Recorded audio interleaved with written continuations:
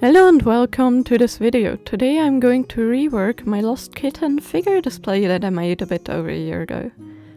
I had it hanging on my wall since then, and over time some things just started bothering me, so I decided it is finally time to fix them, which of course starts with me taking things apart and ripping things out that I lovingly made at that time, starting out with that flower pot, which for some reason started really caving in on the sides over time. I guess it wasn't fully dried on the inside yet, and it just deformed when it dried.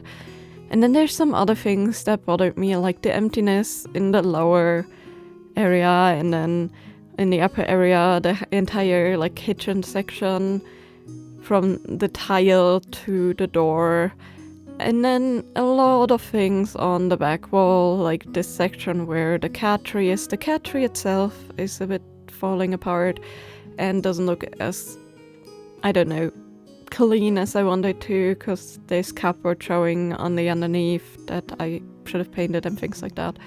So we're going to tackle all of that today, starting off with the kitchen front.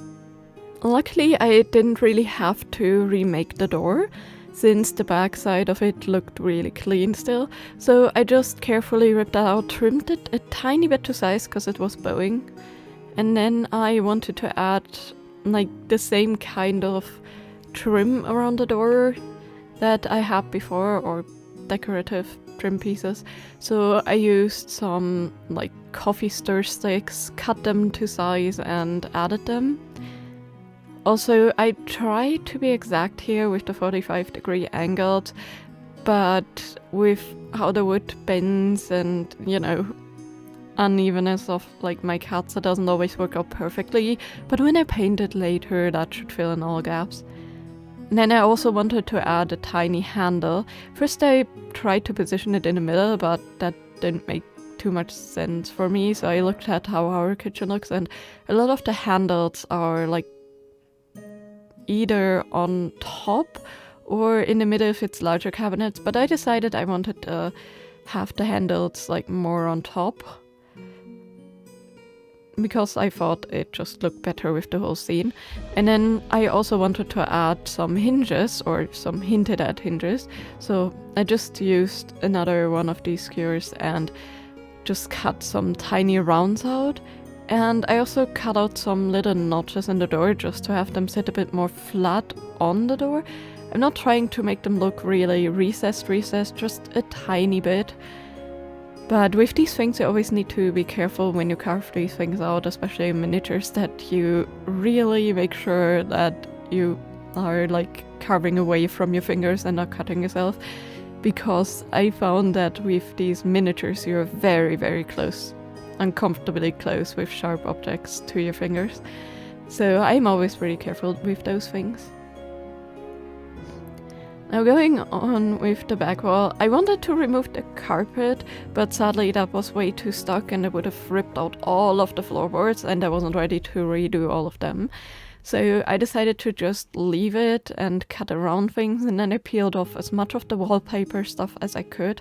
This is just paper glued on with PVA glue, so I know that I can just dissolve it with some water, but I didn't want to have to deal with all of this paper mush.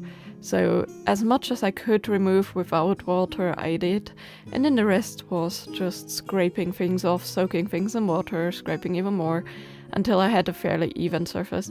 I couldn't get it fully off, but I was hoping that the paint job would cover most of it, since I wanted to add a textured paint job, kind of like I did downstairs, just tiny bit different with the texture.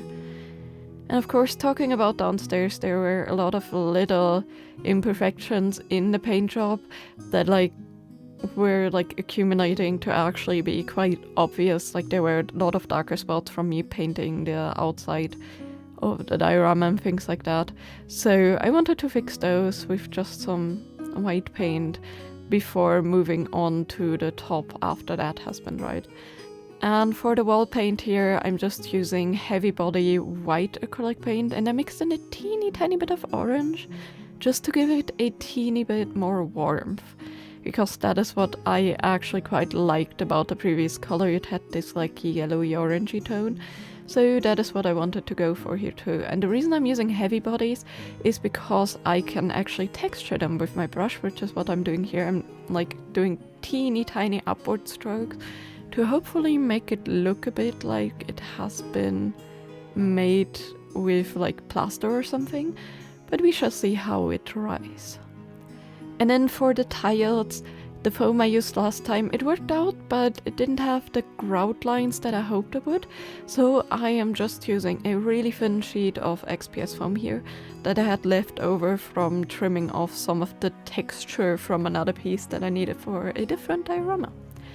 And using just a pencil here to mark in the tiles gives me nice grout lines. You just have to be careful, depending on the XPS foam, like the edges can get quite rough and like break when it has like larger holes in the foam.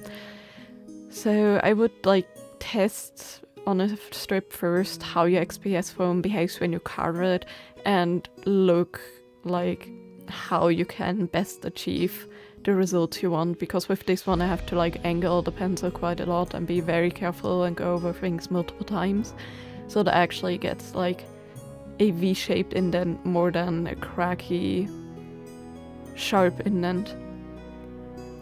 For the colors, I wanted them to match the walls a little bit, so I added like a small strip of tile that I painted orange, and the rest I wanted to go with white. And then I watered down a like grey base.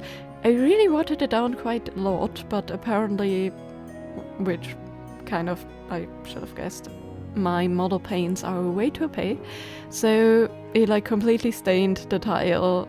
I tried to wipe it off a little bit and that worked, like just with a wet towel, and then I went back in over the tiles with white and then a little bit with orange on the others, and instead of trying this watered down version, I made a really watered down version and used like the finest brush I have, which is like a fine detail model paint job like kind of brush from Vallejo themselves. I actually quite like their detail brushes.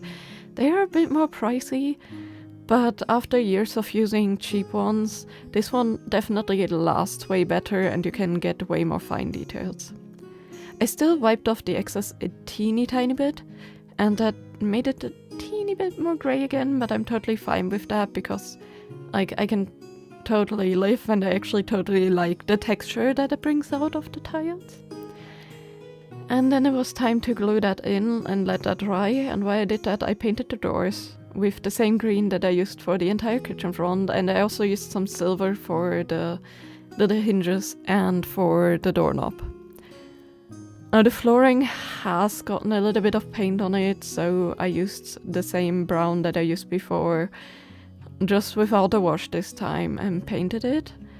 And then I also used a light grey that would match the tone of the cat tree and the base, and I went over everything a little bit. I did water it down a tiny bit since this is still felt fabric, and I knew that if I didn't it would change the texture too much and it would look really weird, but this actually worked out super nicely, surprisingly so, because I thought at first while it was wet that it wouldn't turn out and I would have to remake that entire cat tree.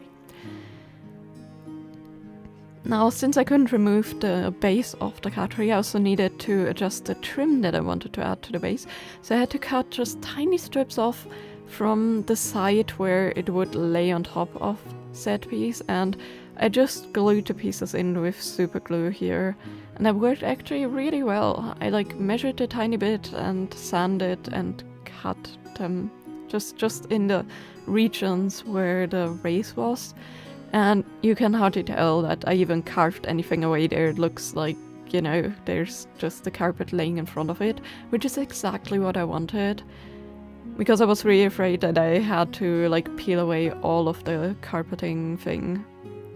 And then I added the cat tree back in, and I gave the kitchen tiles a layer of varnish. And this is a thick layer of high gloss varnish, the same thing that I did last time with the counter, which I also am adding this time too, since I painted it a tiny bit white. And I also added a little bit of this to the metallic parts. And then once it was dried, I used a tiny bit of white spackle And this is actually just Groundline spackle, so perfect for this kind of job. I just wanted to fill in the gaps a little bit more in the kitchen counter because they were bothering me quite a lot. And the nice thing about this is, since the clear coat was already dry, I could just wipe off the excess. And now I can move on to downstairs. As I said, it feels a little bit empty and the plant pot needs to be fixed, so I'm starting off with adding some shelves. I always thought that this was like a side room, washroom kind of thing. That's also why the, basket of laundry is there. And the basket I actually really like, but I wanted to add like some knickknacks, some tiny things that you need for doing laundry, like detergents and maybe some other cleaners on a shelf just to have a little bit of clutter. And then I just glued on these like tiny shelves. These are actually like tongue compressor sticks with added like little matchstick sticks. I bought like some huge matchsticks and they had the perfect shape, so I just trimmed them and used those for like the base for the shelf to make them look like floating shelves. I did have to adjust the lower one so the jars would fit there because I didn't think to check first. And then for the jars, I make them like look like detergent jars, and in that I just mix like some really vibrant pink and blue sand. In one of them I'm using more blue than pink, and in the other one it's the other way around, just so it looks like there's some tiny colored granules, kind of like some detergents look. And I also fill them on different heights. And then I looked into my cabochon collection and I actually found like a sponge cake looking thing, but it was weirdly blue, so I decided, hey, that's the perfect sponge, and you sometimes need sponges for cleaning, so I'm going to paint that and put that on the shelf. And the sweet candy bag, I actually wrote clean on there just to make it look like a cleaner, and then I added like a little price sign on there, just very simple. It's going to be on the top shelf, barely hidden. And I also added a tiny ball, because sometimes to fluff up like blankets, pillows and things like that, when you wash them, you just need a tennis ball or a ball for washing, or like specifically in this case for drying, so that, the filling gets fluffed up. So, I thought adding that to the shelf would also fit really nicely. And then I also wanted to decorate and work on the kitchen stuff a little more.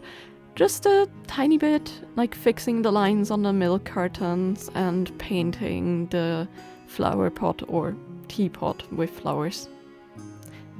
Flower pot with tea, yeah. It has been a long day. And yeah, for the plant pot, I knew that sculpting wouldn't really work anymore, so I just bit the bullet and I actually 3D printed it. It was really simple, it took like 10 minutes to print.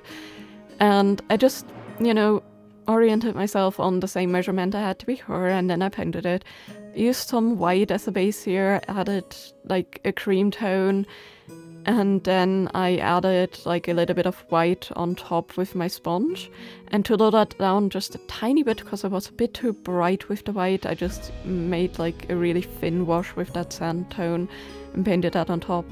And then I actually managed to break out a lot of the dirt that was on the old plant pot, and I laid that on the bottom of this one, like I did with the previous one, and then I just used some brownish black paint to fill in the dirt before gluing this back into the original place and trying to like fit the dirt that's built on the floor. And then I still found the wall in the back was a bit too empty, so I decided I'm just going to go on a pattern painting. This is really, really random, and I knew that half of this would be cut off by the frame, but I decided, I'm just having fun, let me paint some random cats that look more like chameleons in random shapes with straight lines, triangles and round parts. This is just a really random painting. This is just a side thing that I wanted to do with a gradient and shapes, a bit of modernish art that I glued in. So the motive is really, really, really random, but I really like the heading of that. And with that I could finally add in the figures, and this display box is done once again. And I do have to say, I really love how it turned out. My camera sadly had a huge issue taking like the whole thing as a picture, since there's so many things that it can focus on, so it focused like on one of the cats and a little bit of the details. So sadly the rest looks a bit blurry, but no matter how I adjusted my focus, even when I did it manually, it just didn't want to focus. Because there's so many shiny things, so many like different objects, it just was like, nah. So you guys have to live with this slightly blurry picture, I'm truly sorry. But yeah, I really enjoyed this process overall, and I'm so happy that I finally tackled this after like staring at it for like at least half a year and having a lot of ideas how to change it. Definitely enjoying the tiles and the door in the kitchen way more.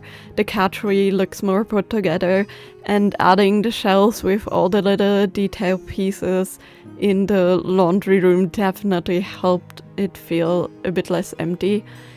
And the picture, of course, the random picture also adds a little bit more nice detail.